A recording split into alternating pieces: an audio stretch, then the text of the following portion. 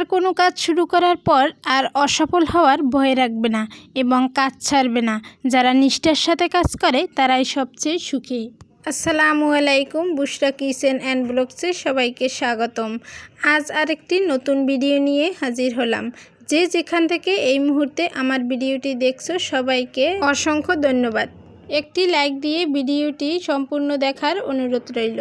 আজ সকালটা শুরু হাতে কাটা সেমাই পিঠা বা চুই পিঠা দিয়ে।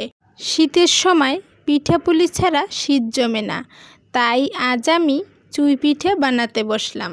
ছোট ছোট করে অনেকগুলো চুই এভাবে করে আমি কেটে নিলাম। এই চুইগুলো কাটতে আমার প্রায় 1 ঘন্টার মতো সময় লেগে গেছে। এখানে আমি 1.5 কেজি পরিমাণ দুধ জাল দিয়ে অল্প করে নিয়েছি। দুধটা ভালো করে ঠান্ডা করে আমি গুড় দিয়েছি। এখন আবার জাল দিয়ে ফুটিয়ে আমি এখন চুইগুলো দিয়ে দিলাম।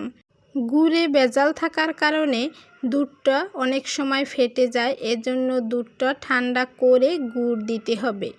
আস্তে করে একটু নাড়িয়ে দিব যাতে এক জায়গায় দলা পেকে না যায়। 10 মিনিট জাল দেওয়ার পরে আমার পিঠা রেডি হয়ে গেল। শীতের দিনে গরম গরম ধোয়া ওঠা এরকম পিঠা হলে আর কি লাগে। আজ এখানেই শেষ করছি। আল্লাহ হাফেজ। আসসালামু আলাইকুম।